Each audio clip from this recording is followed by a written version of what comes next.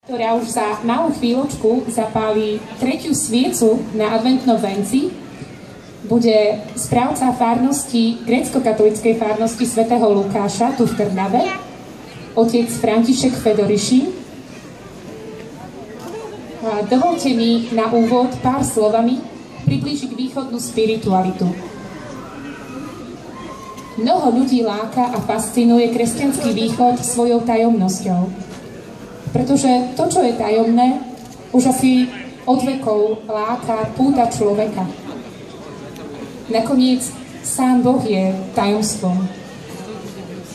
Kresťanský východ bol stále považovaný za mystický a veľmi duchovný. To sa prejavilo v liturgických sláveniach, ktoré sú preniknuté hlbokou symbolikou. Bohatstvo východu je snad nespočítateľné, pretože celé spočíva v hlbokej oslave Boha v Trojici. Východná cirkev je predovšetkým cirkvou bdejúcov, neustále stojacou chvále pred Bohom. Cirkev sláviaca tajomstvo jeho syna v starobilých obradoch, ktoré boli predávané otcami vo viere. Sú to tradície, ktoré sa dedia z generácie na generáciu. Tiež veľmi charakteristickým prvkom východnej liturgie je krásny spev. A teraz mi už dovolte medzi nami privítať zbor, ktorý vo svojom názve nesie tiež meno jedného významného šíriteľa kresťanskej tradície, a tým je svätý Gorazd. Vítame medzi nami zbor Gorazd z Vrbového. Prajem vám príjemné počúvanie.